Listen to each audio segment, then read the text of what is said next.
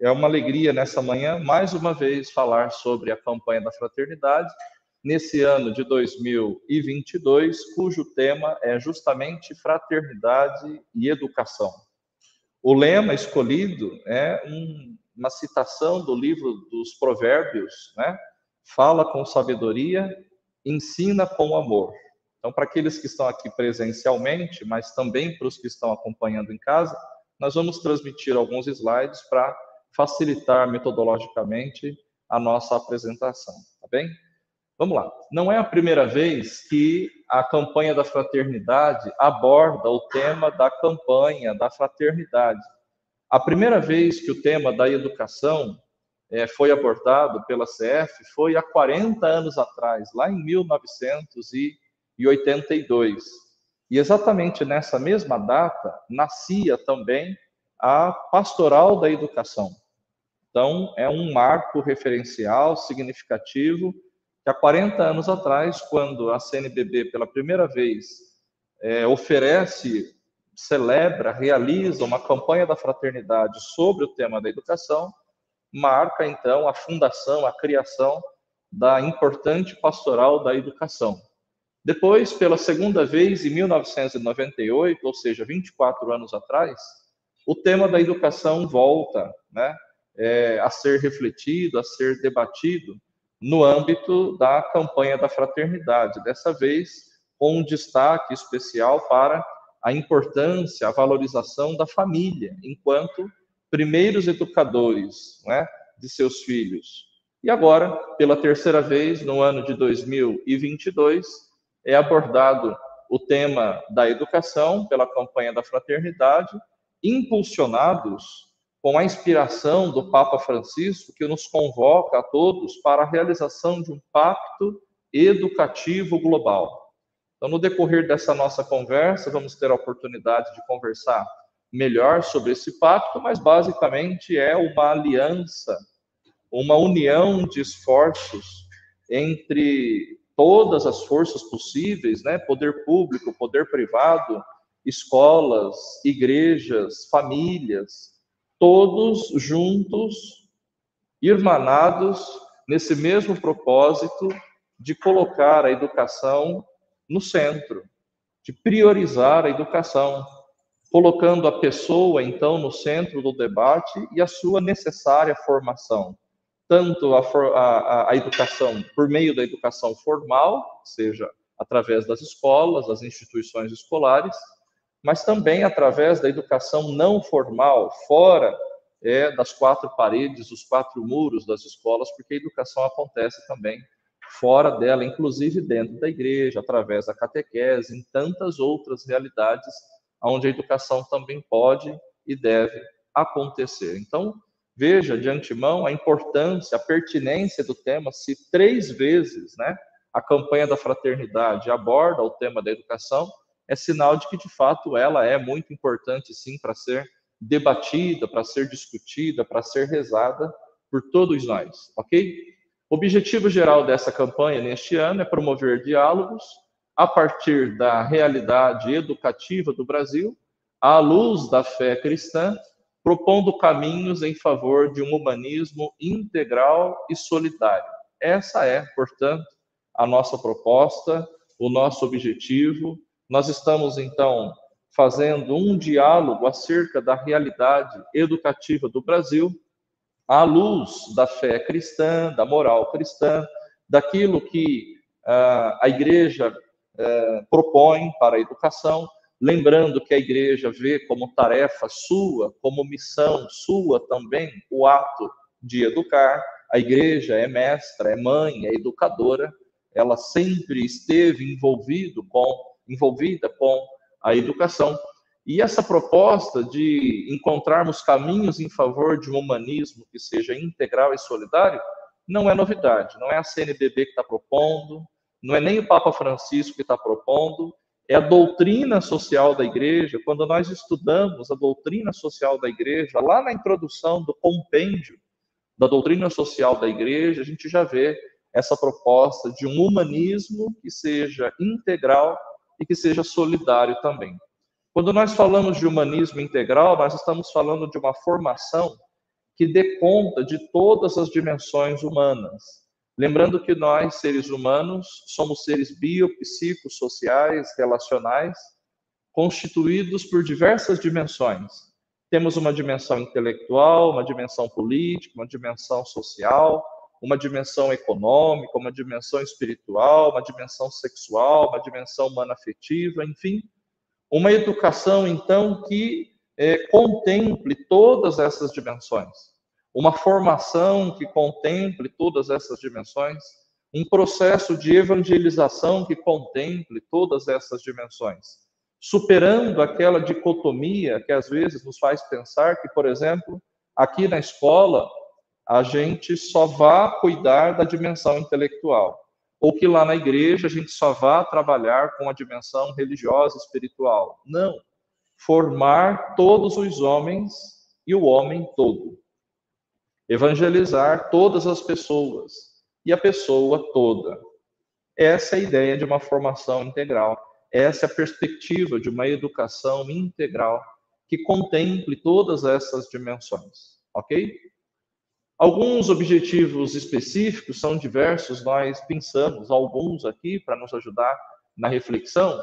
Eu diria que, primeiro deles, analisar o contexto da educação na cultura atual e os seus desafios potencializados pela pandemia, uma vez que nós sabemos que um dos setores que mais foi afetado, que mais foi prejudicado pela pandemia da Covid-19 foi justamente aquele da educação.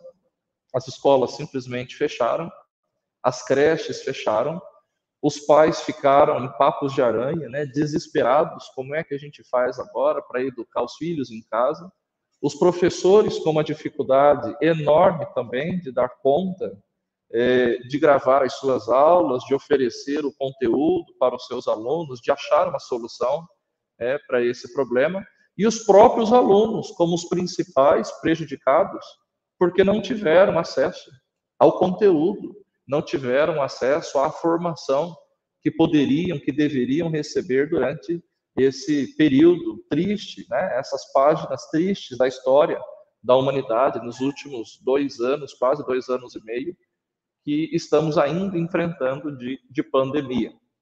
Identificar valores da palavra de Deus e da tradição cristã, em vista de uma educação que seja humanizadora na perspectiva do reino de Deus. Veja, eu acho um pouco contraditório na mesma frase nós encontrarmos essa frase, essa expressão, né, educação humanizadora, ou redundante, melhor dizendo, porque eu pressuponho que a educação sempre seja humanizadora. A educação sempre é coisa de humanos. Mas se aparece como um objetivo, é sinal de que talvez a gente ainda não está dando conta de fazer com que ela seja, de fato, humanizada, humanizadora. Não só em educação, mas em saúde, em relacionamento, sempre se fala relações mais humanas, uma saúde humanizada.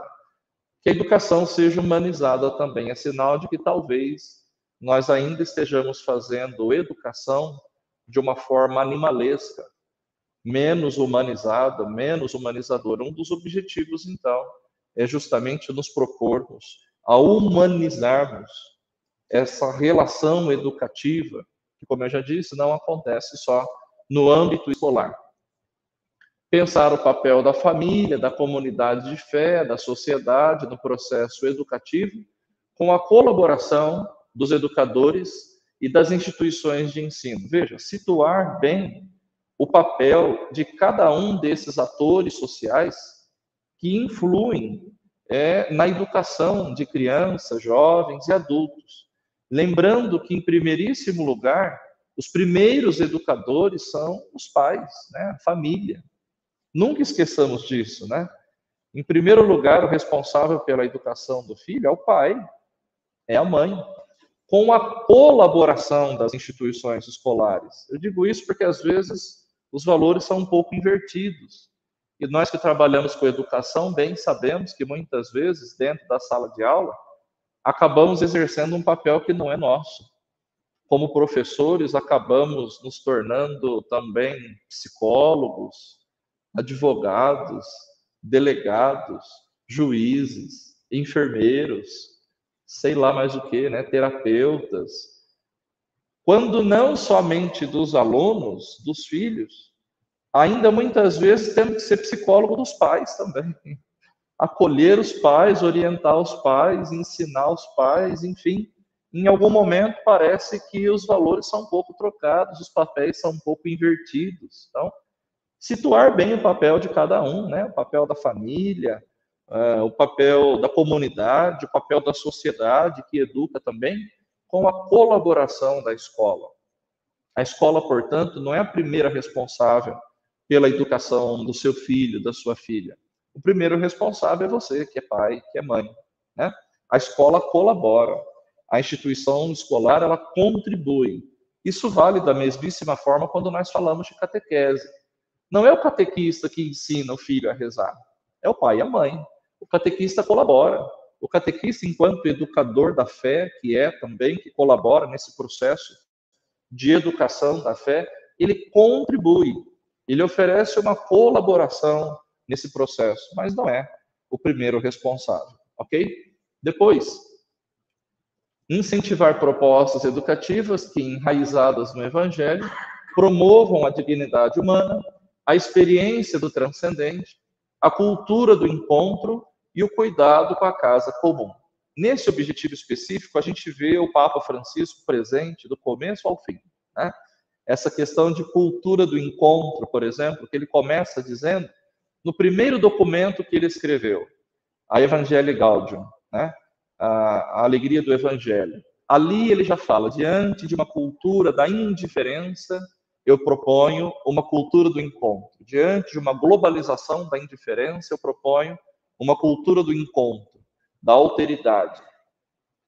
E mais recentemente, no último documento que ele escreveu, a Fratelli Tutti, todos irmãos, ele insiste nessa proposta de alteridade, que a gente não enxergue o outro como inimigo, como adversário, mas como irmão, a ser encontrado, a ser cuidado, a ser curado, a ser abraçado, enfim, essa proposta que não é novidade também, que não é de Francisco, mas é do próprio Cristo, que assumiu as nossas dores, que veio ao nosso encontro, que nos conhece profundamente, enfim, e quer a nossa retribuição e que espera que nós o encontremos também ou nos deixemos encontrar por ele.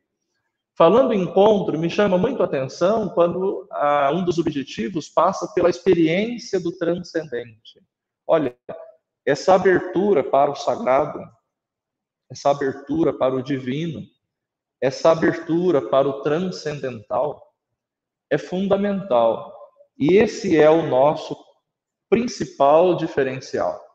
A educação católica não prescinde desse encontro com o transcendente. A educação católica, ela tem um nível de excelência acadêmica justamente porque ela parte de um encontro com o transcendente, com a experiência com o transcendental, com a experiência com o sagrado, a experiência com o divino. Basta comparar um aluno onde a família reza e um aluno numa família onde não se reza. Um aluno onde a família frequenta a igreja, participa da comunidade, desde muito cedo ele está na catequese, se envolve com um grupo de jovens, participa de alguma experiência, de algum acampamento, de alguma coisa do gênero para desenvolver a sua espiritualidade.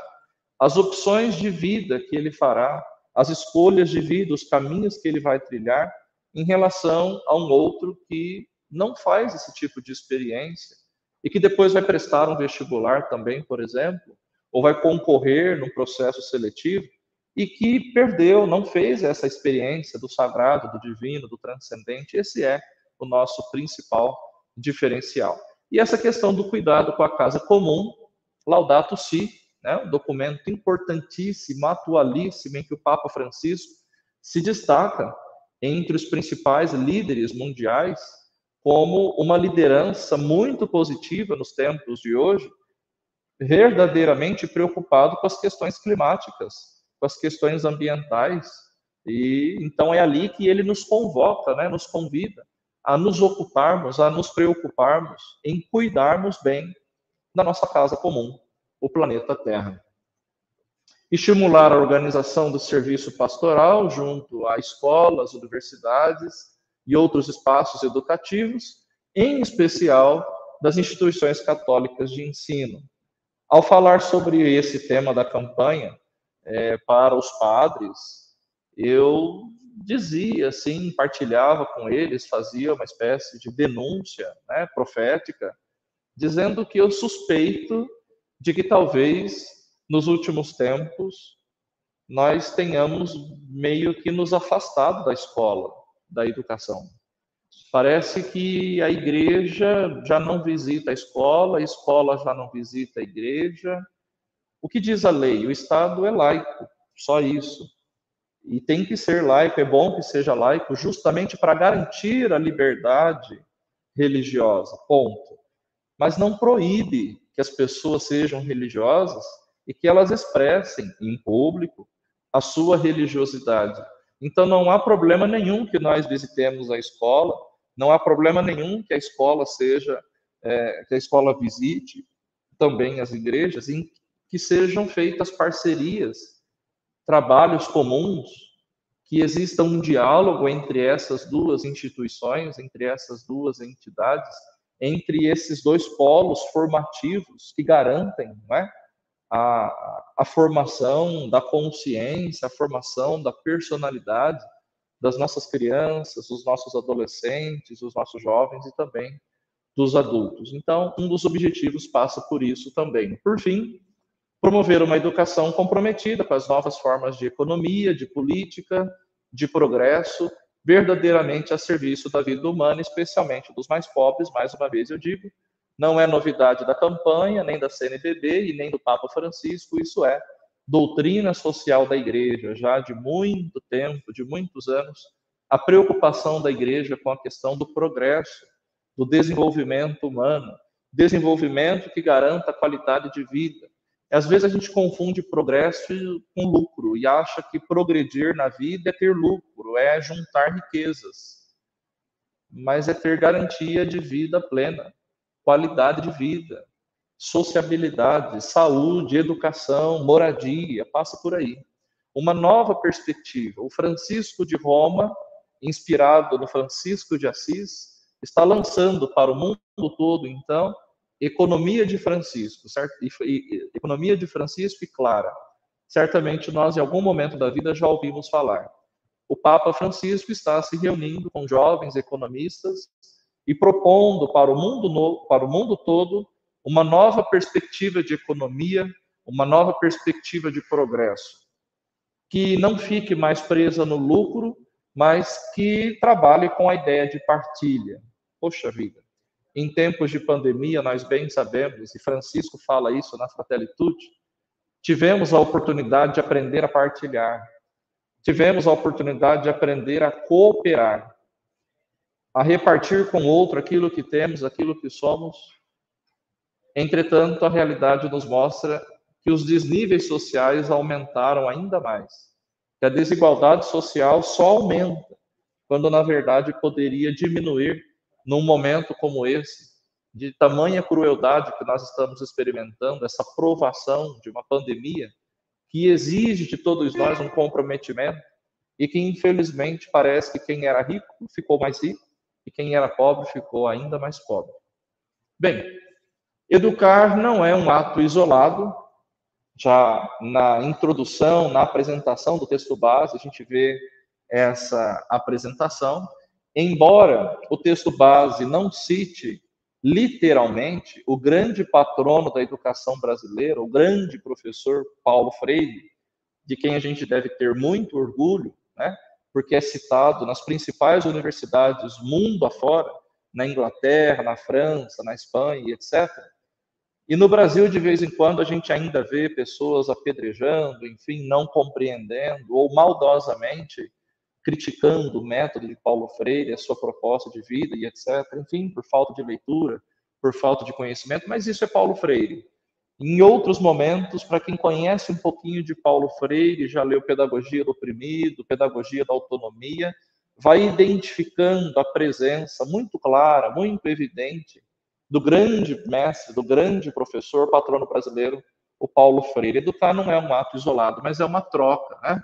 É um encontro no qual todos nós somos educadores e educandos. É tarefa, em primeiro lugar, da própria pessoa, da família, da escola, da igreja, de toda a sociedade. Veja que, em primeiro lugar, a gente está colocando que é tarefa da pessoa. Então, veja bem, não é o professor que te dá nota, não é o professor que te avalia, não é o professor que te dá a nota baixa, mas é você que tira essa nota, não é? É você que se forma, não sou eu que te formo. Aliás, ali na biblioteca tem um livro muito interessante que eu recomendo, eu li na época de seminarista, do grande professor jesuíta, Padre Libânio, A Arte de Formar-se. Foi um divisor de águas na minha vida, quando, num momento de crise, eu li esse livro e entendi que não é o reitor do seminário que estava me formando, não eram os meus professores aqui da sala de aula que estavam me formando, não era o diretor espiritual que estava me formando, vocês estavam ajudando, mas eu faço a minha formação. Eu sou o responsável pelo meu processo formativo, entende? Isso vale em todos os âmbitos, né? Seja na esfera religiosa, vocacional, e também, enfim, na própria esfera profissional, é o sujeito que se forma. Ele que agarra as oportunidades que a vida lhe apresenta ou não. E ele que se serve das ferramentas que a vida vai lhe apresentando ou não. Enfim, em primeiro lugar, a responsabilidade da própria pessoa. Essa ideia, então, de autonomia, né?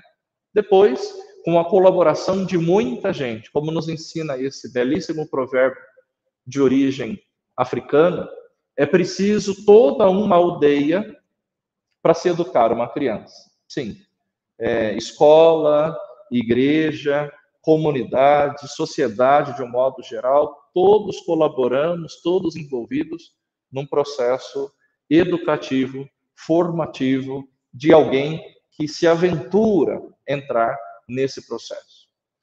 Metodologicamente, o texto está dividido em 3 grandes partes: escutar, discernir e agir. Basicamente, é aquele método que nós bem conhecemos, o ver, julgar e agir, mas no âmbito educativo, então, eles escolheram, a equipe que escreveu o texto base, no lugar do ver, colocou o escutar. Escutar pressupõe proximidade. Escutar pressupõe disposição para estar por inteiro, para acolher o outro, o interlocutor. A gente sabe que escutar é mais do que simplesmente ouvir, né? Uma vez que a pior coisa que tem é quando você está conversando com alguém e a pessoa está mexendo no celular, por exemplo. Ela está fazendo uma outra coisa, não está te dando atenção, não está por inteira ali na conversa. Isso deixa de ser diálogo, vira monólogo, e tem até muito casamento que anda acabando por causa disso, né? Então, escutar. Vamos escutar a realidade educativa do Brasil. Depois, o discernir. À luz da palavra de Deus, à luz da doutrina social da igreja, à luz da palavra do Papa, como é que nós podemos, de alguma forma, iluminar essa realidade, esse panorama que nós vamos escutar?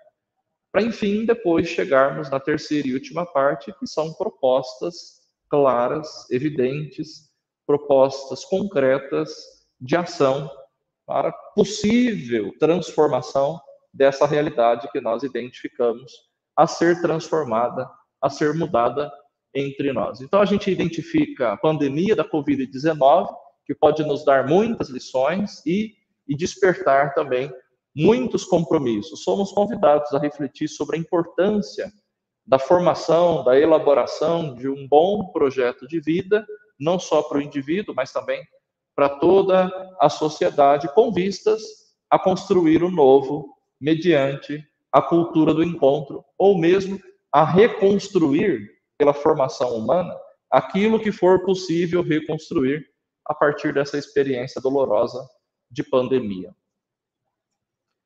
Dessa forma, nós vamos dar uma olhada no processo de educação formal e informal do nosso país, a educação básica, a educação superior, identificar os professores, os gestores, na sua missão de educadores. Fiquei feliz que o texto base aborda a questão do ensino religioso, então, de alguma forma, refletir sobre a importância, o valor do ensino religioso. Nós sabemos que aqui no estado de São Paulo, infelizmente, o ensino religioso na escola pública praticamente inexiste. É rejeitado, é deixado de lado, né? Embora a Lei de Diretrizes e Bases da Educação Brasileira, a LDB, diz que é obrigação da escola, dever da escola e direito do aluno, né?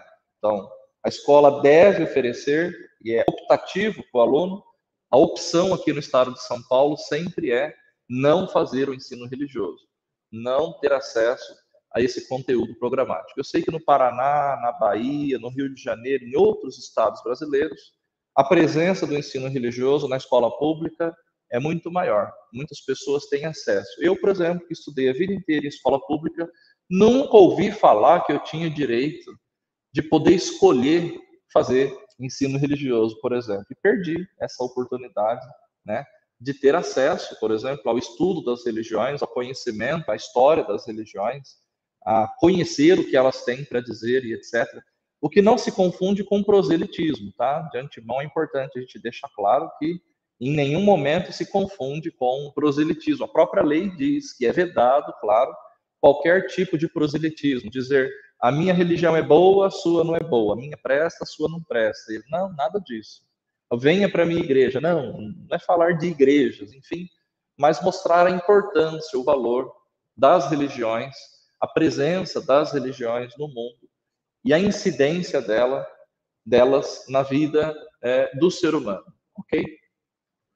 Vamos dar uma olhada, então, no contexto da escola atual. Primeiro, o desafio de extensão geográfica, né, e a diversidade regional, especialmente quando nós pensamos políticas públicas. Nós sabemos que o Brasil é um país gigantesco, né, extensão territorial enorme, é um país de dimensões continentais, e é sempre um desafio, então, se pensar políticas públicas de educação considerando o tamanho desse país.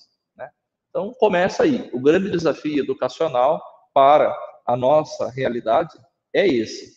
Por outro lado, também é interessante nós observarmos que, veja,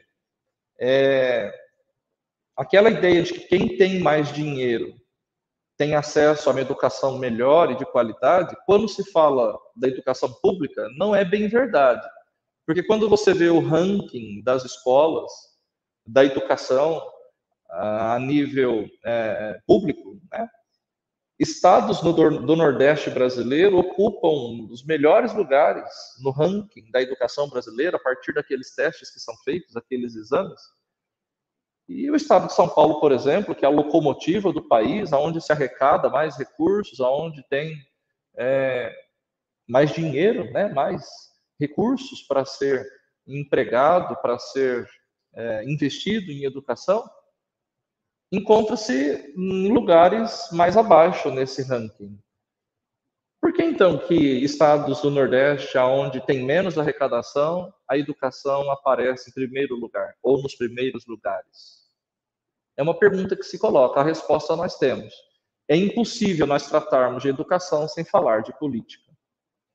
É impossível nós abordarmos um tema como esse, mesmo no âmbito eclesial, evidente, porque a campanha ela é da igreja, é a CNBB que propõe, e não há dificuldade nenhuma em nós falarmos aqui que há um grande problema de política educacional.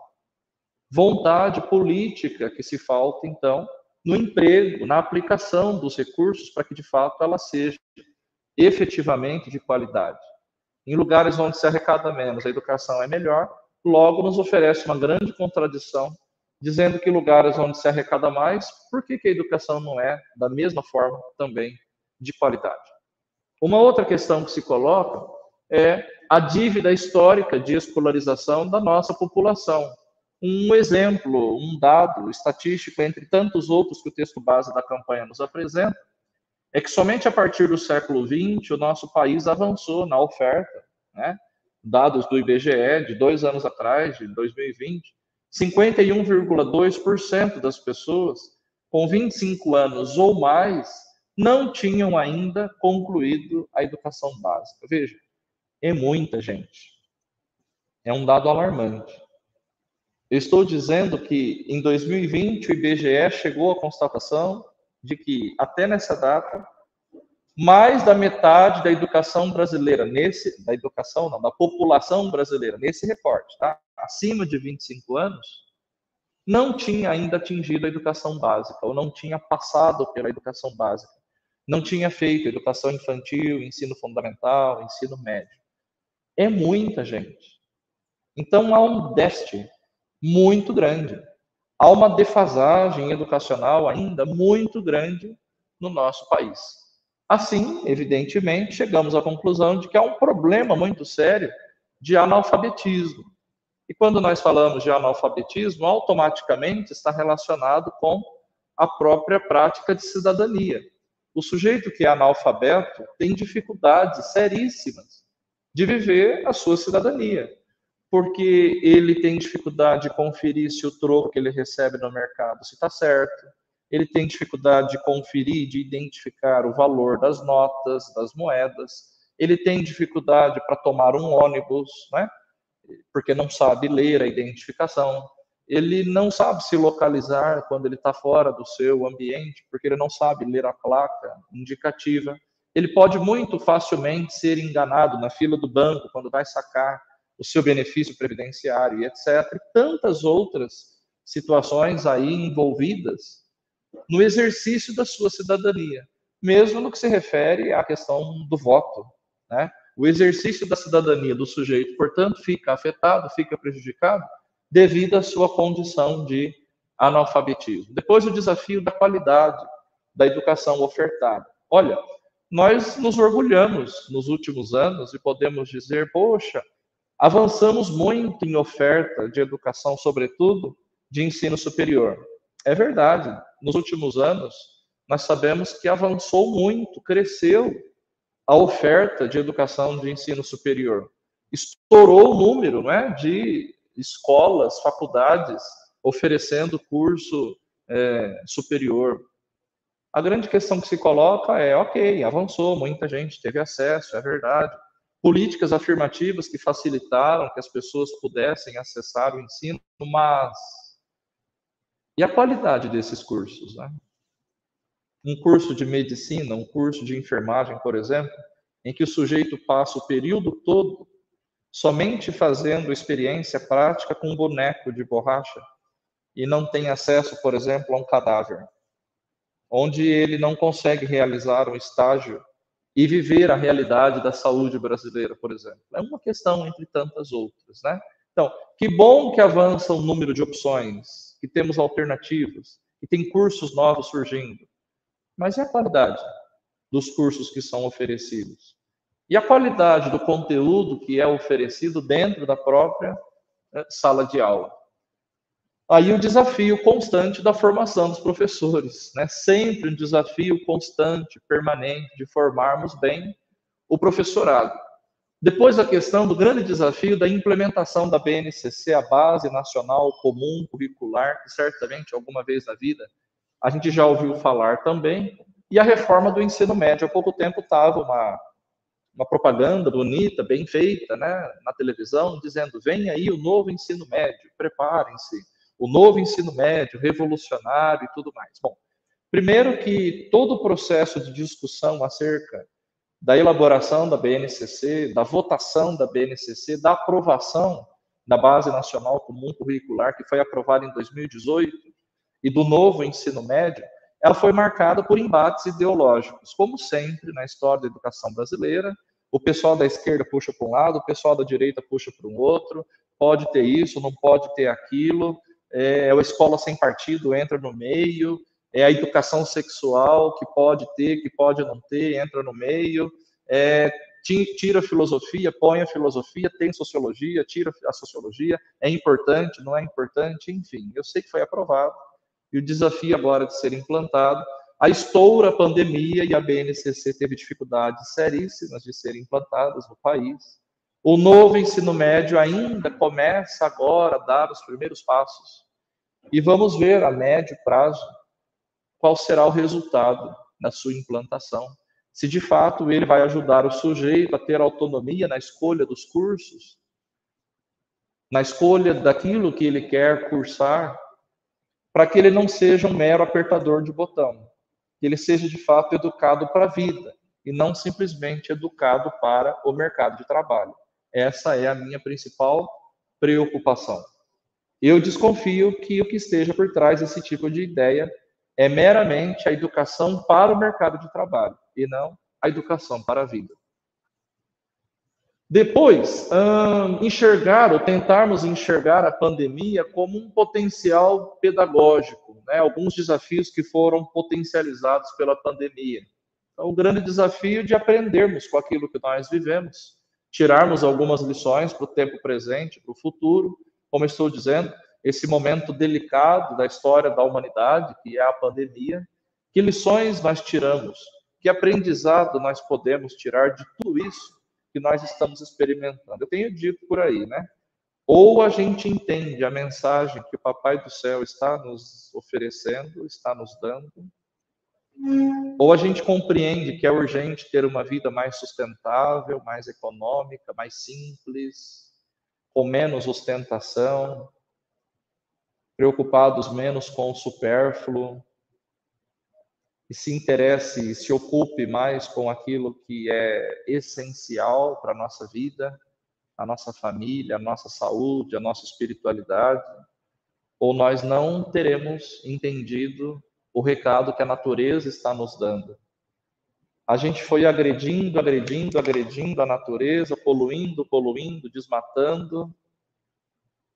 De repente, ela resolve responder a tudo isso. Ela reage a tudo isso. E a gente é pego de surpresa. E, de repente, a gente não sabe lidar com a imprevisibilidade.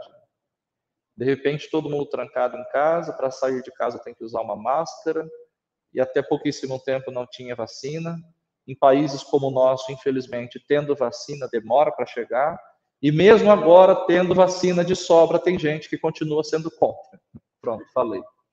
Continua negando a ciência, continua dizendo que ela não é eficaz, mesmo observando, lendo nos jornais, assistindo diariamente, que reduziu o número de mortes, que reduziu o número de ocupação de leitos, que não tem mais aquele desespero por respiradores, que os médicos não estão tendo que fazer a maldita escolha de Sofia, escolher quem é que vai viver, quem é que vai morrer, quem é que vai ocupar aquela vaga na UTI ou não.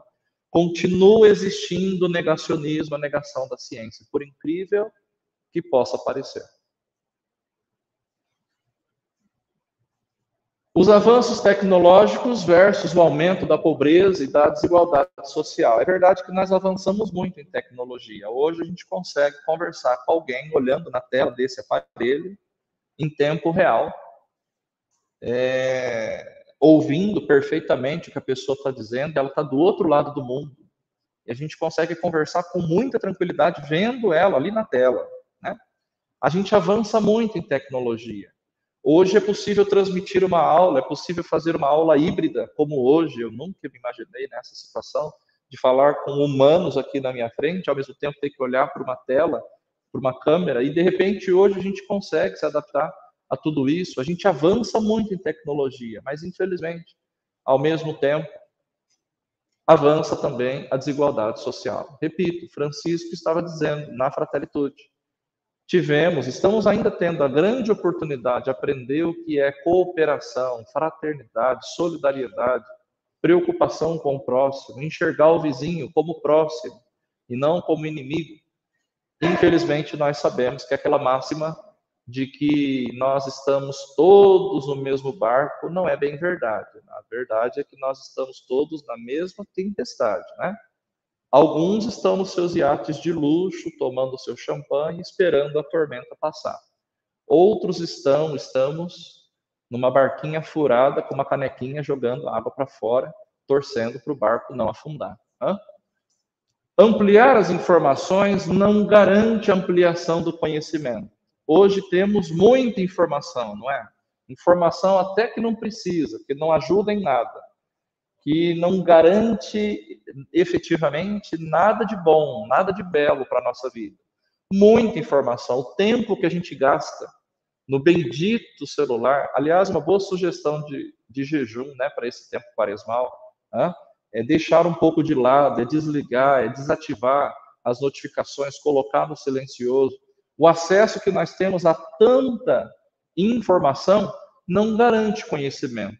Pelo contrário, muitas das vezes o que acaba ocasionando é uma deformação das consciências, o número exagerado de informações que nós temos acesso. Eu recebi, não foi só uma nem duas vezes, no WhatsApp, por exemplo, durante a pandemia, vídeos de um sujeito dizendo: olá, eu sou o doutor fulano de tal, formado não sei aonde, eu garanto para você que tomar todo dia um copo com limão cura o coronavírus. E tem gente que acreditou. Bom, se teve gente que acreditou que remédio de verme também resolve o problema e fez propaganda do remédio, se bem que isso é uma questão de psiquiatria, né? Eu acho que já nem entraria aqui na análise sociológica ou antropológica, é uma questão de psiquiatria, no meu entendimento, acho que seria questão de psiquiatria em outro nível, né? De oferecer o remédio para um bicho, para uma ave, etc. Né? De achar que, mesmo sabendo que não tem comprovação científica, faz a propaganda gratuita do remédio em público e desconsidera o trabalho de uma Fiocruz, e desconsidera o trabalho de um Butantan, e desconsidera o trabalho sério de cientistas, de pessoas que deram a vida inteira pesquisando, que vararam a noite sem dormir, que deixaram a família, que se isolaram para tentar o quanto antes desenvolver uma vacina. Então, aparece o sujeito dizendo: eu garanto para você que tomar todo dia um copo de água com um pouco de vinagre também resolve o problema, porque eu sou formado na faculdade do WhatsApp. E tem gente que acredita. Por incrível que pareça, sempre tem. Infelizmente. É triste, mas é a realidade. Então, da mesma forma que ampliar esse grande número de informações não garante necessariamente a ampliação do nosso conhecimento, mesmo também nós acessando conhecimento ou tendo conhecimento de algo, de alguns conteúdos, também não garante uma postura de sabedoria diante da vida. Porque nós bem sabemos e certamente conhecemos muitas pessoas que nunca sentaram no banco escolar e que têm uma sabedoria de vida profunda e que têm respostas claras, absolutas para as principais dúvidas, para os principais problemas, para os principais questionamentos que nos acompanham, que nos atormentam. O que é a vida? O que é o homem? Quem é Deus? O porquê do mal? O porquê da doença? O porquê da miséria? E muitas pessoas que nunca sentaram nos bancos escolares têm uma postura de sabedoria de vida diante dessas situações limite, ok? O aumento da evasão e do abandono escolar é também um reflexo desse período, desse tempo que nós estamos enfrentando, cruel, delicado, de provação, que é a pandemia da Covid-19. Um exemplo, uma casa onde uma senhora era aposentada e com o seu benefício previdenciário, era o arrimo da família, garantia o sustento da família, acaba sendo infectada pelo vírus e vem a falecer. O neto, adolescente, jovem, que só estudava, diante desse episódio, diante dessa novidade, se vê numa sinuca de bico. Eu tenho agora que fazer uma escolha. Continuo estudando ou vou procurar uma vaga no mercado de trabalho? Ele acaba optando em procurar um emprego para se manter, porque agora não pode mais contar com a aposentadoria da avó para ajudar no sustento da casa, no sustento da família. Assim ele se evade da escola, assim ele abandona a escola, ele acaba deixando o processo formativo, o processo educativo, e pode ser que um dia lá na frente ele volte, mas pode ser também que nunca mais ele volte, e entra naquela estatística dos 51% dos brasileiros acima de 25 anos, que até hoje não concluíram a sua formação básica, né? Que currículo, então, nasce dessa experiência? Olha, o que a gente pode tirar de tudo isso? Dessa deficiência presente na educação brasileira, né? lacunas referentes aos direitos da aprendizagem, perdas significativas de aprendizagem, perdas muito sérias, um déficit gigantesco nesse processo. De eu escutar alguém dizendo assim: padre, o meu sobrinho veio me contar que ele passou do 3º para o 5º ano. Ô tia, eu passei do 3º para o 5º, porque não teve, né, aula o ano passado. O 4º ano passou, pulou.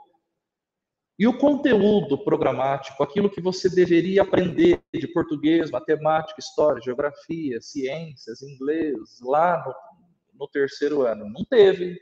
Agora eu estou no 4º ano.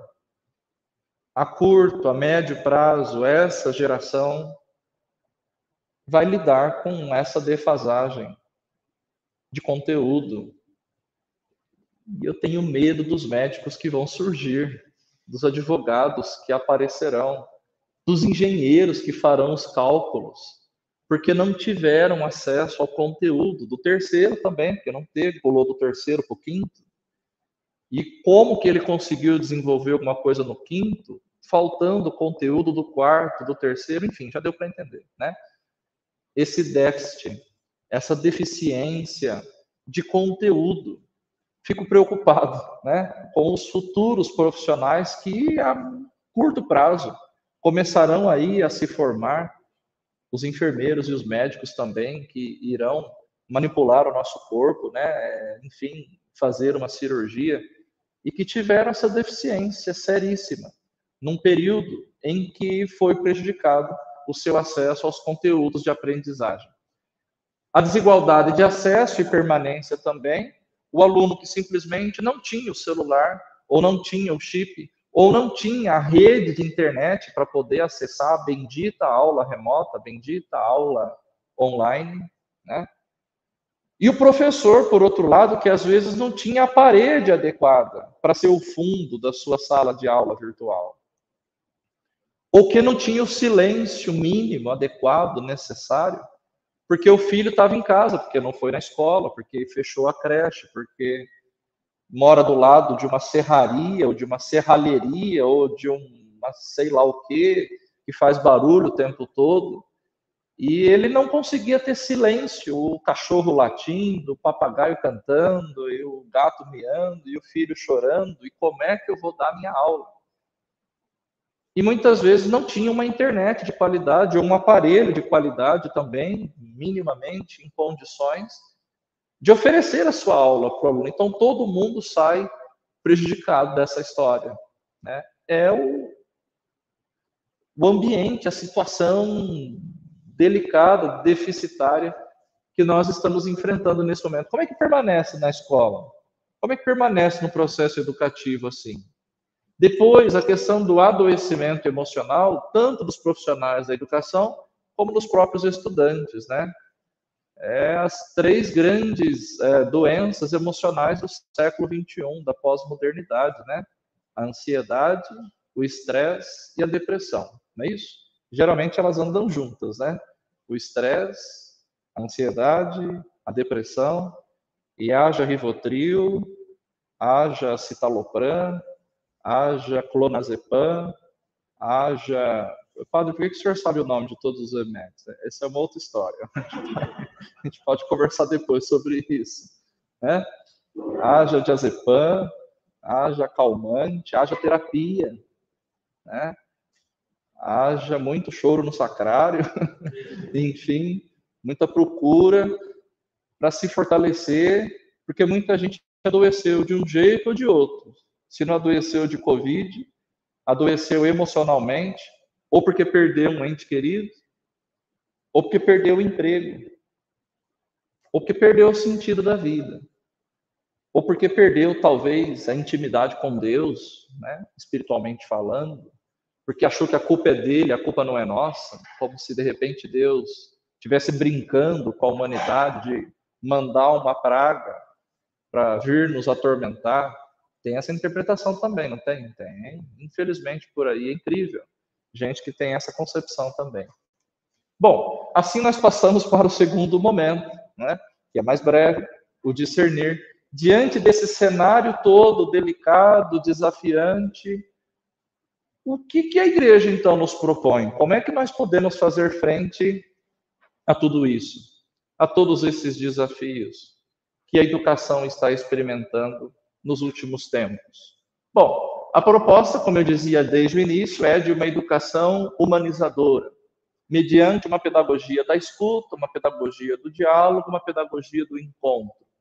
Lembrando que não pode haver escuta sem haver diálogo, não pode haver diálogo sem haver encontro. Uma depende da outra, ok? Quando a gente encontra, a gente dialoga, e a gente só dialoga quando é capaz de escutar. Essa é a proposta do texto base, essa é a proposta de discernimento do Papa Francisco, essa é a proposta de discernimento, então, da campanha da fraternidade neste ano. Olha os desafios que nós temos aí pela frente. Para realizar uma educação humanizadora, não limitar-se a um serviço de formação meramente, mas sim cuidar dos resultados pessoais, morais e sociais dos participantes do processo educativo. Os especialistas em educação nunca falaram tanto como têm falado nos últimos tempos acerca da necessária formação, aliás, educação das emoções. A educação das emoções. Como é que nós lidamos com as emoções? Como que a gente demorou para entender que os alunos são diferentes? Como que a gente ainda continua aplicando um instrumento de avaliação igual, idêntico, para alunos que são totalmente diferentes? Aliás, as instituições ainda nos obrigam a isso, né? A oferecer um instrumento avaliativo igual para alunos que não são iguais. As pessoas são diferentes. Cada um reage de um jeito, cada um tem um histórico, cada um tem desafios diferentes, assim como os dedos da mão são totalmente diferentes. Assim como a mãe, quando ama o filho, cada um de um jeito, e não ama um mais que o outro, mas dá mais atenção para um do que o outro, porque aquele um dá mais trabalho, então exige mais atenção, e assim por diante. A educação das emoções, o grande desafio para esse momento presente, né? Conseguir se voltar, então, para os resultados que sejam pessoais, morais, sociais, de todos os participantes do processo educativo. A pedagogia da escuta, né? Então, escutar o aluno, escutar a realidade. Olha o Paulo Freire de novo, né? Partir da realidade, com o ouvido e com o coração, para perceber, sim, naquele momento, através da educação, a vontade de Deus. Escutar para construir ou reconstruir um projeto de humanidade a partir desses sinais. E assim tomar uma posição. E assim, a partir daquilo que escutou, a partir daquilo com o qual se deparou, poder então tomar atitude, poder tomar a decisão, né? Então, escutar não só com o ouvido, mas principalmente com o coração. Em outras palavras, amar aquilo que faz, amar a educação. Que tristeza que é quando o sujeito trabalha com educação por falta de opção.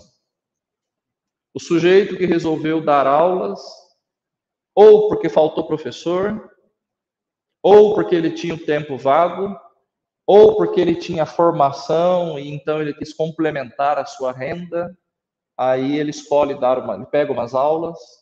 Pegar umas aulas é uma afronta ao processo educativo de quem ama educar com o coração, de quem ama, de fato, falar com sabedoria e procurar, de fato, interagir com os alunos que se colocam no processo educativo. Que tristeza que é quando na educação nós nos deparamos com sujeitos que não têm a mínima vocação para aquilo e, infelizmente, provavelmente por falta de opção, acabam se envolvendo com educação. Eu costumo dizer que a gente sempre vai lembrar dos principais professores da nossa vida. Os melhores e os piores, né? Para o resto da vida, a gente vai lembrar daqueles que amavam aquilo que faziam com desejo, com vontade, com garra, com determinação, com erotismo, com desejo, ele amava fazer aquilo. Entretanto, aquele outro que fazia por fazer, que fazia de qualquer jeito, nós também, infelizmente, vamos lembrar com uma certa raiva, né? Por que aquele professor fez parte do meu processo formativo? Bom, na pedagogia do diálogo, né, a gente entende que diálogo não significa concordar com tudo, mas ser aberto a uma experiência de amor.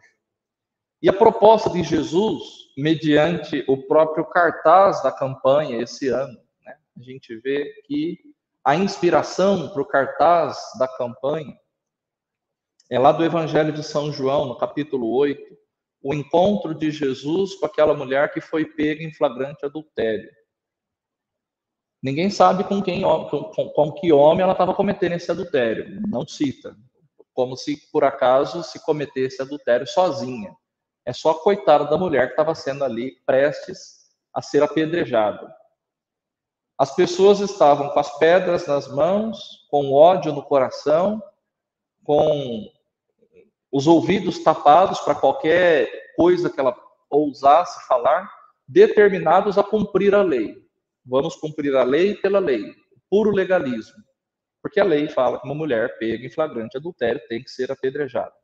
Então resolveram colocar Jesus à prova.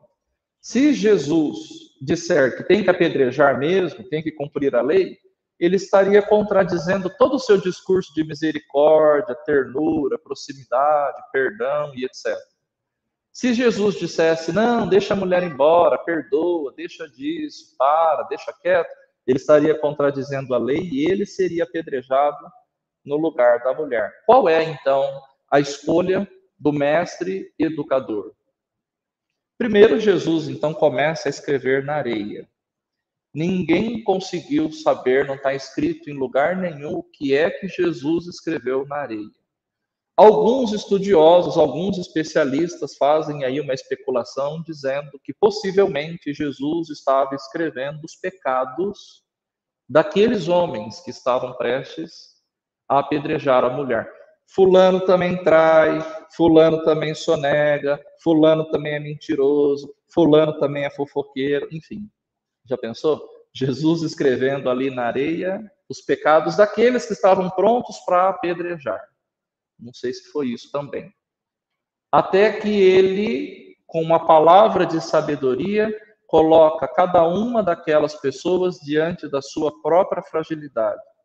E dessa forma, diante da própria fragilidade, cada um toma consciência, então, do que é de fato e entende que não deveria estar ali naquele momento, exercendo aquele papel, querendo matar aquela mulher com a frase lapidar: aquele que não tiver pecado, que seja o primeiro, então, a atirar a pedra. Pode começar, vamos lá. Quem é santo, puro, imaculado, quem não tem pecado nenhum, começa, atira primeiro. E discretamente, a partir dos mais velhos, olha que interessante, dos mais experientes, daqueles que já tinham pecado mais, eles vão soltando as pedras, vão recuando, vão saindo de fininho, e no final da história só fica Jesus e a mulher, a pecadora e o Salvador, a miserável e o misericordioso.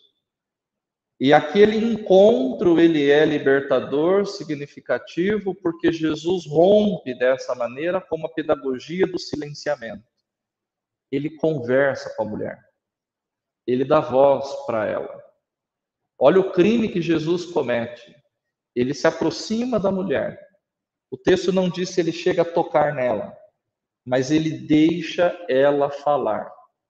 Um homem não podia se aproximar de uma mulher que não fosse sua. Um homem não podia dirigir a palavra a uma mulher que não fosse sua. E Jesus faz tudo isso. Mulher, cadê o pessoal que estava aqui? Ninguém te condenou? Parece que eles foram embora. Parece que sim, foram embora. Pois eu também não te condeno. Vai, cria juízo, pensa bem nas besteiras que você andou fazendo, toma um outro caminho, muda de vida, muda de direção, muda de rumo. Não vai mais nessa estrada aí. Ou seja, ele aplica disciplina. Ele chama a atenção da mulher para que a gente não confunda e vá com a ideia de que Jesus passou a mão na cabeça dela. Não. Vá e não tornes a pecar. Siga seu rumo, toma seu caminho, fique esperta, não volta nesse pecado que você viu que vai dar ruim, que não vai dar bom, que vai dar errado, que você vai se dar mal, que não é por aí. Ele aplica a disciplina e a redenção acontece, o perdão acontece, a vida é salva, a liberdade é resguardada, a dignidade é restaurada. Então, é muito significativo esse cartaz a partir desse evangelho lá de São João, no capítulo 8º, para dizer que é com o diálogo que Jesus trabalha. E assim ele oferece a solução para a intolerância, para a violência e para o ódio. Podem pesquisar quando vocês tiverem um tempinho. Na nossa Câmara Federal, há projetos de alguns deputados que foram eleitos pelo nosso voto. Em várias câmaras legislativas, em várias assembleias legislativas, em vários estados do nosso país, há projetos que tentam legalizar que o professor possa ter porte e posse de arma, que ele possa carregar uma arma na cintura ou na bolsa dentro da sala de aula. Nos Estados Unidos, alguns estados que são independentes, já foi aprovado o porte e o uso de uma arma de eletrochoque, sabe aquela taser, para neutralizar o sujeito? Com aquele desespero, aquela preocupação persecutória que alguns têm de que em algum momento vai chegar um terrorista aqui e eu, com meu curso de tiro de 30 horas, estarei pronto, estarei apto para defender os meus alunos e com uma arma na cintura eu resolverei o problema. Antes, é risível, né? O terrorista vai entrar na sala e eu vou resolver o problema, porque eu amo os meus alunos e com a arma. Aham. Eu já vi professor jogar giz, apagador, não para acertar o aluno, eu já vi a cena. Imagina se o professor, de repente. Não precisa imaginar. É melhor não cairmos na tentação de imaginar a possibilidade de repente, eu ter uma arma ali na minha bolsa. Entretanto, a gente vê no nosso país uma corrida armamentista, né? Um desespero para aprovar cada vez mais que as pessoas possam se armar. O que será que tem por trás disso? O que será que tem por trás disso, além do interesse de quem fabrica a arma, claro, né? Do financiamento da fabricante de armas. Bom, a proposta de Jesus é bem outra. Ele está sugerindo o diálogo para o problema da intolerância, da violência e do diálogo. Lembrando que, embora a gente fale isso, o texto base também, embora não tenha citado, que é muita coisa, não deixa de citar o grave problema dos professores que são ameaçados, que são agredidos, que são violentados, que muitas vezes têm o pneu do seu carro furado, a lataria do seu carro riscada. É verdade também, é uma realidade. Mas nada disso justifica garantir que o professor carregue uma arma na cintura. Eu acho que seria desproporcional, penso eu. A defesa da vida, em primeiro lugar, isso continua valendo, não caiu de moda, né? Promover a vida acima de qualquer outro valor, ajudando a resgatar a dignidade de cada pessoa humana. Essa é a proposta, esse é o nosso valor. Dentro da cultura do encontro, é fazer como fez Jesus. Olha o que o Papa Francisco está ensinando. Não só vendo, mas olhando, não apenas ouvindo, mas escutando. Não só cruzando-se com as pessoas, mas detendo-se com elas. Não só dizendo que pena, pobrezinho, mas deixando-se arrebatar pela compaixão. Fazer educação com compaixão. Padecer com. E depois aproximar-se, tocar e dizer: não chores. E dar pelo menos uma gota de vida. Educação enquanto sacrifício, enquanto vocação, enquanto amor por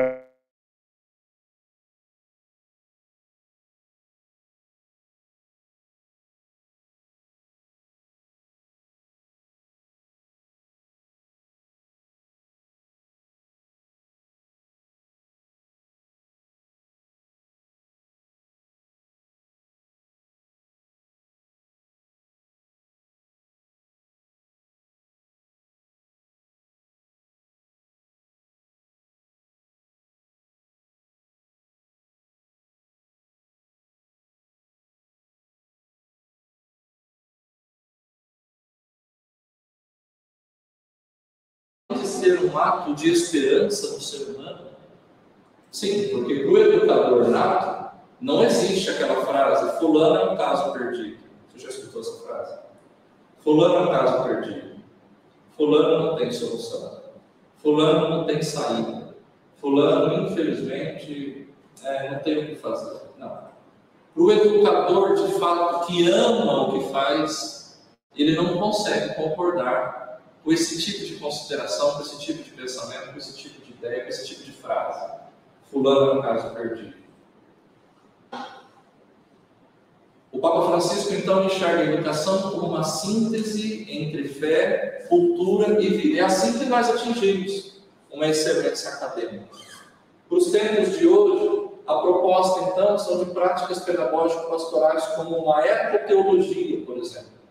A construção de uma sociedade sustentável, respeitosa dos direitos humanos, que seja verdadeiramente inclusiva e que respeite a casa comum. Só que nós temos um projeto pedagógico inteiro e pronto, formado. Trabalhando hoje em dia com a ecoteologia, procurando a sustentabilidade das nossas relações. Nunca se falou tanto, é urgente que cuidemos da casa comum, que respeitemos os direitos humanos, que façamos a verdadeira inclusão das pessoas com necessidades especiais, né? O ministro da Educação brasileira, algumas semanas atrás, entrou em cadeia nacional, em rede nacional, interrompeu o horário de rádio e TV entre o jornal e a novela, para dizer, com um sorriso nos lábios, para anunciar aos professores o novo piso salarial, 33,24%. O bom é que na mesma data, no dia seguinte, ele já foi corrigido, porque ele falou de um jeito como se fosse uma conquista dele, do governo dele, etc. Ele foi corrigido no mesmo instante. E nada mais do que ele estava fazendo era cumprir a lei. E a lei já desde 2018 dizia que em 2022 esse deveria ser o novo piso salarial, de 3.800 e alguma coisa, né? 33,24% de aumento que os professores receberam. Nada mais do que foi cumprir a lei. Tudo bem, ele deu uma boa notícia, era o papel dele fazer aquilo. Pena que na mesma semana, esse mesmo ministro da Educação se torna réu por declarações totalmente equivocadas de desrespeito à diversidade. Ele se esquece que a escola é o lugar da diversidade. Talvez influenciado pela sua ideologia política, sua ideologia religiosa, ele acabou trocando algumas palavras e acabou também fazendo considerações em relação ao desafio, ao grande desafio da inclusão de pessoas com deficiência, né? Então são frases soltas de pessoas despreparadas que infelizmente envergonham a nível mundial o nosso país, que causa profunda tristeza de ver o nível ao qual nós chegamos. Aqui o olhar de Jesus para aquela mulher pecadora, eu acho que de alguma forma eu já citei quando eu expliquei a questão do cartaz da campanha, né? Ele enxerga a pessoa integralmente, ele olha a mulher por inteiro, né? Ele se preocupa com ela e assim faz o convite para que ela se converta e aplica a questão da disciplina. E os desafios para as nossas instituições escolares, a formação humana, que transcenda a lógica do mercado e dos exames regulatórios. Olha, a educação atrelada ao mercado, é o que eu dizia, será que estamos formando os alunos para ganhar dinheiro ou para serem felizes, plenos, realizados na profissão escolhida? Como é o desejo de Deus para a nossa vida, que nos cria para sermos felizes, plenos e realizados. Uma educação que não esteja também presa somente nos exames, né? SAEB, SARESP, ENEM, ENAD, são tantas siglas, né? SABESP, SARESP, SAEB. Será que a gente faz uma educação presa somente nisso? É igual a catequese, quando só faz catequese para receber a primeira comunhão, ou faz a catequese só para receber a crisma, para poder depois casar na igreja, e não entende o sentido catecumenal da coisa, né? Não, uma educação que transcende essa lógica, uma educação que vá além dessas questões, né? E aí passamos também, claro, pela metodologia de ensino, da aprendizagem dos estudantes, da avaliação, rever os meios, os métodos, facilitar o processo de aprendizagem, especialmente nesse tempo de pandemia, é o que eu dizia. Como é que a gente aplica um instrumento de avaliação igual para pessoas que são diferentes? Repensar o próprio ato educativo para além da metodologia tradicional, que muitas vezes é tão distante da realidade, que já não comunica mais.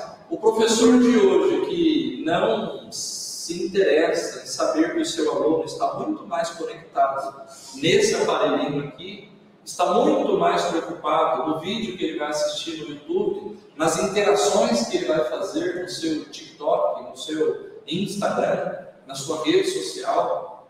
Se ele não se dar conta de que é isso hoje, que é essa linguagem, ele certamente falará sozinho. Ele certamente terá dificuldade de comunicar aquilo que ele terá para comunicar. E manter um diálogo permanente também com diferentes atores sociais, firmar parceria com a comunidade local, profissionais de diferentes áreas. Qual o medo de fazer parceria? Qual a dificuldade de conseguir encontrar profissionais e dialogar com eles, trazê-los para a sala de aula e dialogar, enfim, fazer parcerias com outras instâncias também.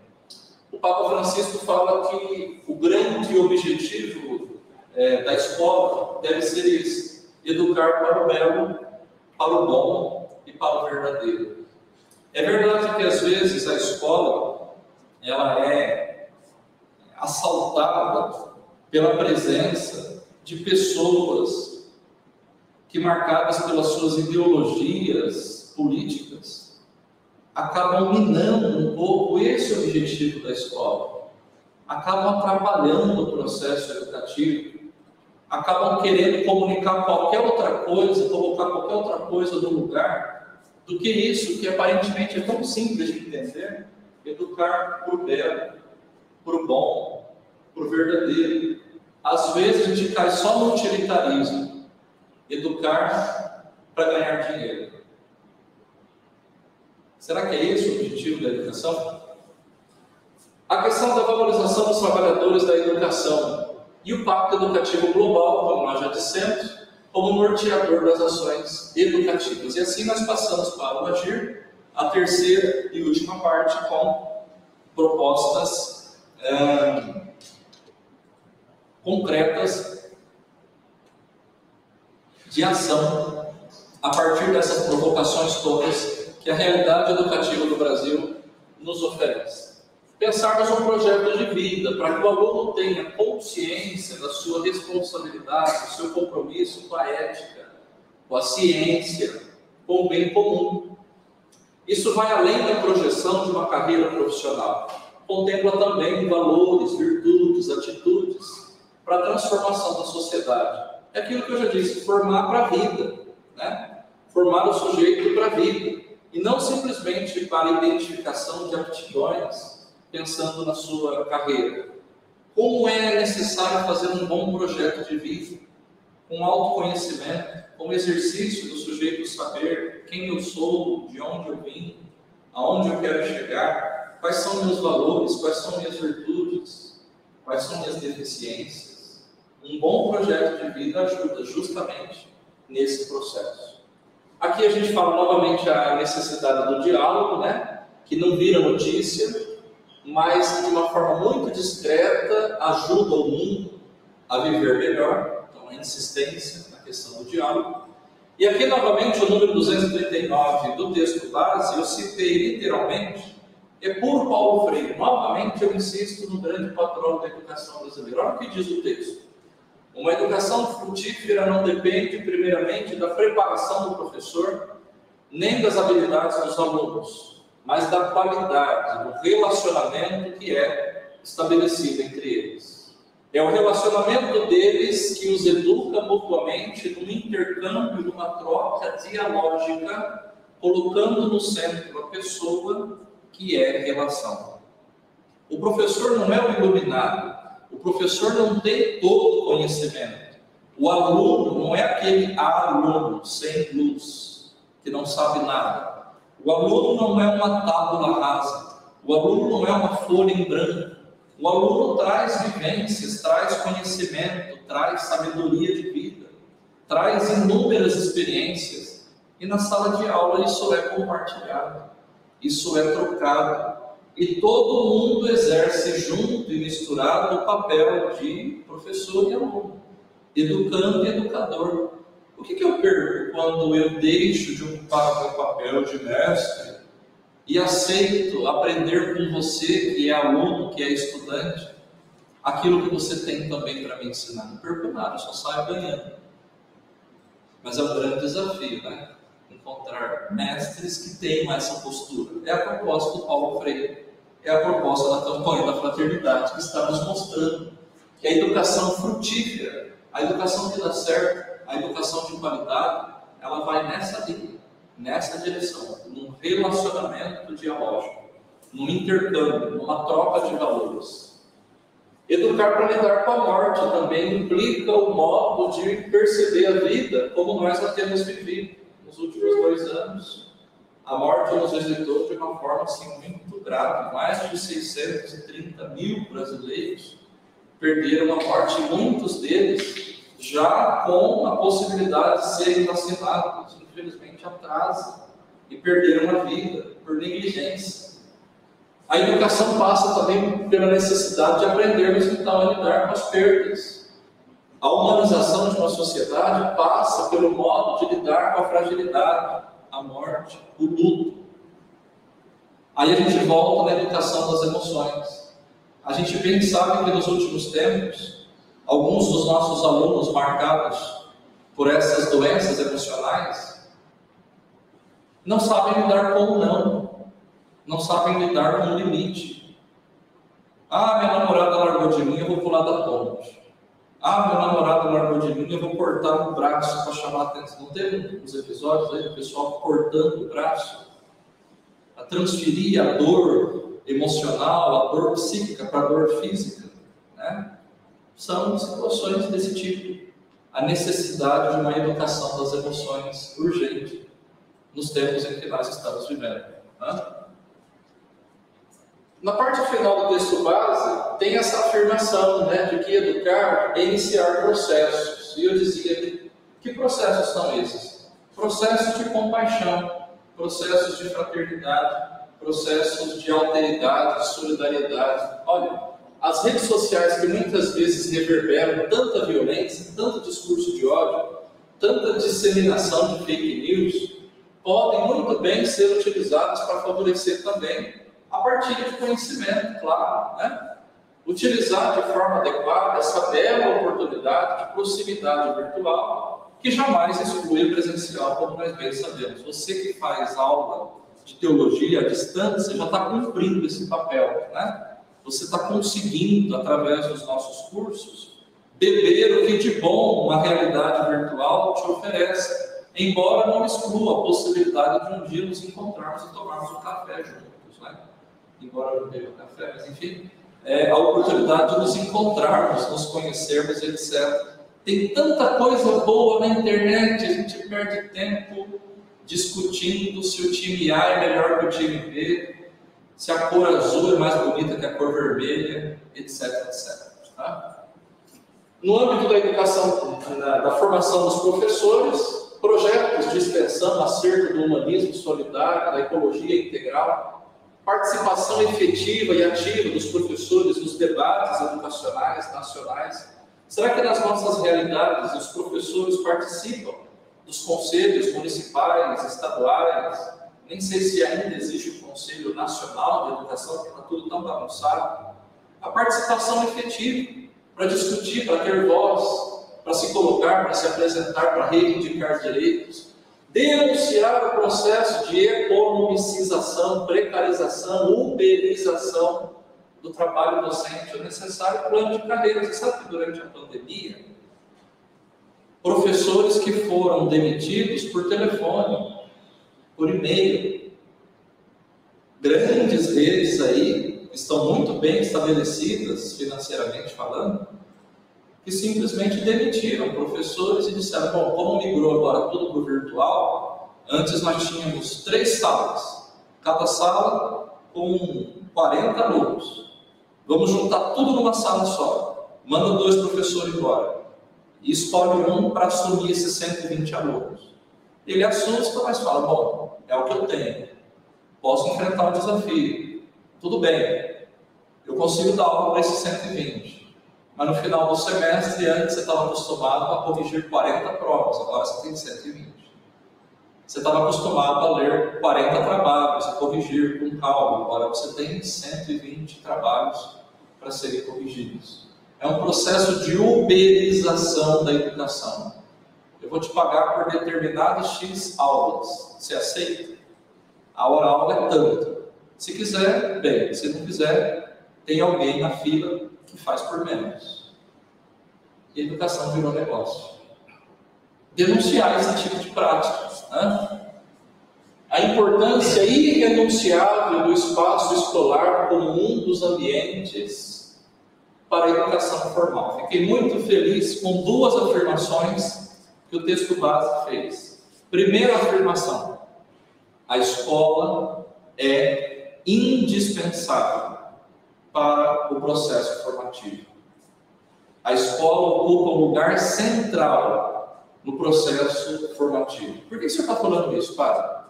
Porque de uns tempos para cá, tem um pessoal por aí, e tem seguidores, e tem os seus canais no YouTube, dizendo que não confio mais na escola, não acredito mais na escola, vou educar meu filho aqui em casa mesmo.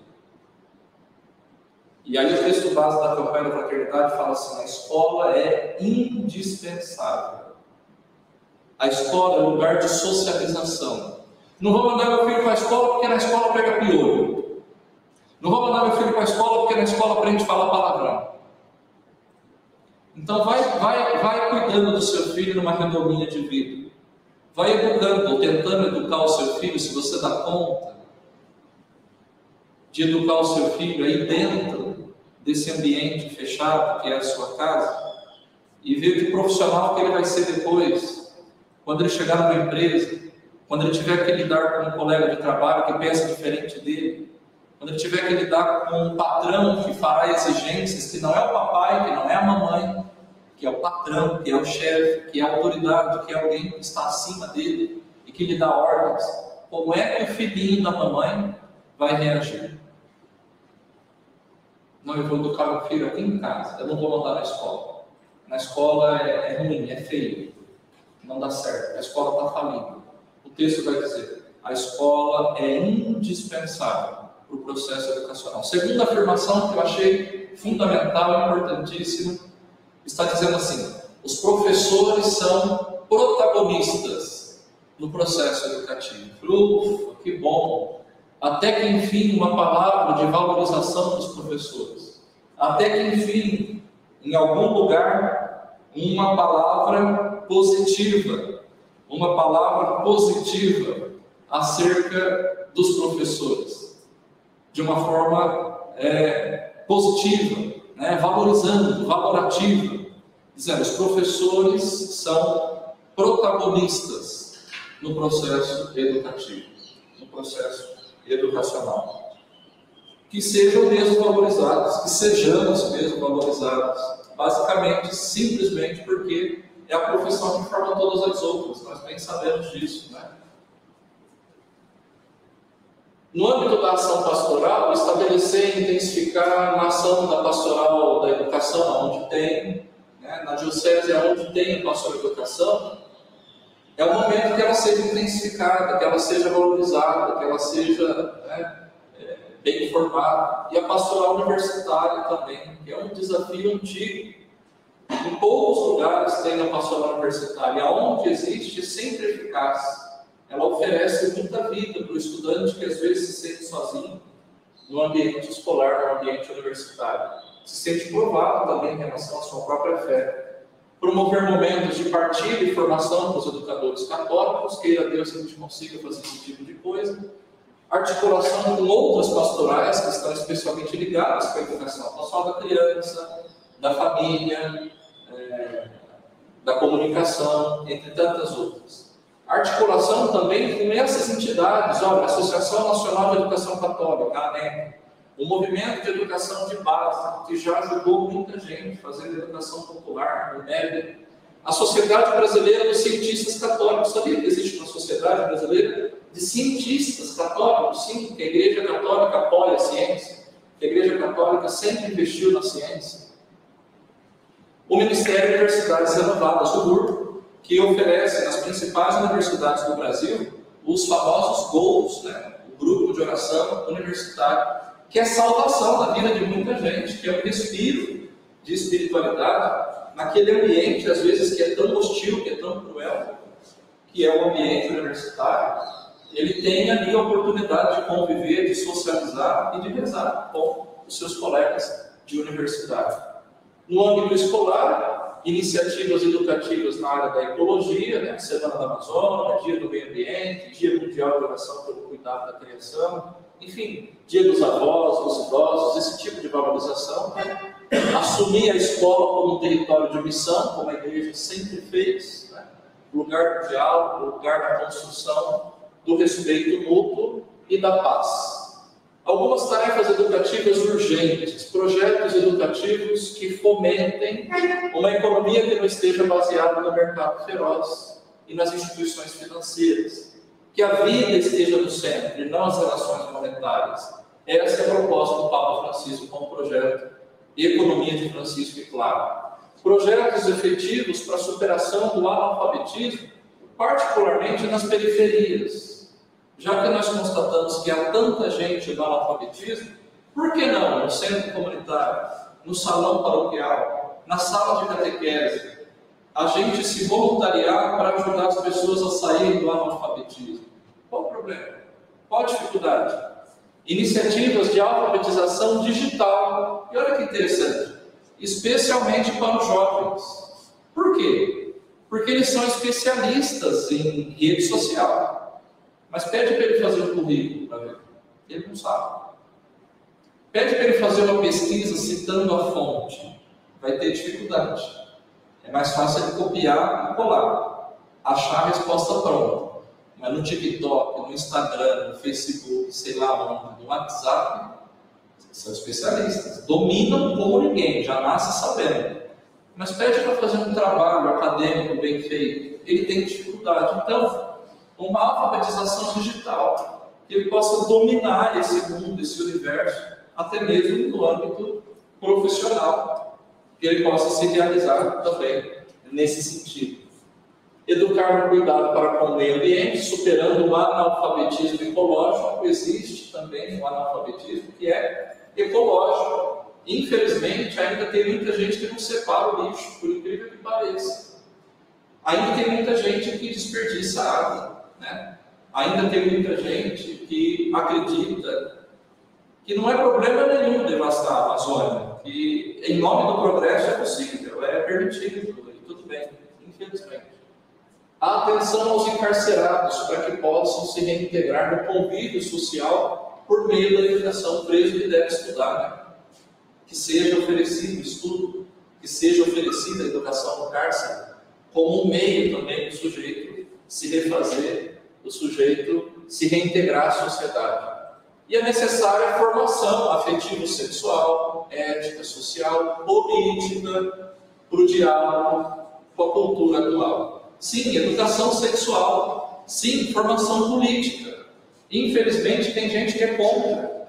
Tem gente que acha que não deve tocar em alguns assuntos dentro da sala de aula. Tem muitos grupos por aí que acham que alguns temas devem ser proibidos de serem falados na sala de aula. Não, formação sexual, formação humano-afetiva, formação política, formação cidadã, dentro da sala de aula também, por que não? Por fim, o texto base da campanha esse ano nos faz um puxão de orelha, um convite, uma chamada de atenção. Nos convida a avaliar o nosso real compromisso com a educação. Será que existe, de fato, uma verdadeira participação e interesse na gestão das escolas? Então, eu já falei na nossa diocese, os leigos, me dirigindo aos pais, falando, você participa da reunião da escola do seu filho? Né? Já falei para os pais, você visita a escola da cidade onde você trabalha, no final da conversa o padre perguntou: muito bom, muito legal, muito profundo, os temas são interessantes, mas como aplicar na prática tudo isso? Eu falei: padre, faça a experiência, visite a escola da sua cidade, não precisa abrir a boca. Eles te conhecem, eles sabem que você é o padre. Vai lá no horário de HTPC, senta junto com os professores. Dentro de alguns poucos minutos, o senhor saberá a importância que tem, o valor que tem, a necessidade que tem você estar ali, e rapidamente você vai achar muito trabalho, rapidamente você vai achar um campo de missão vastíssimo para aplicar tudo isso que a campanha está nos propondo. Que a gente tenha coragem de se reaproximar da escola. Que triste que é quando a gente passa na frente da escola e vê o muro pichado, o vidro quebrado, o mato crescendo, e a gente sempre quer achar culpado, né? Acha que a culpa é do gestor, é também. Mas é patrimônio nosso. É triste quando a gente desiste de investir naquilo que é nosso, que a gente ajudou a pagar, que a gente ajudou a manter, a comprar. E a gente não reage quando vê alguém depredando. A gente não reage quando vê alguém fazendo tão mal àquilo que é de todos. Isso é compromisso com o bem comum. Que essa campanha nos ajude, então, a avaliar o nosso real compromisso com a educação brasileira. Acho que era mais ou menos isso. Eu agradeço muito a paciência de vocês, tanto os que estão aqui, como os que estão acompanhando lá de casa. Tá bem? Obrigado. Valeu.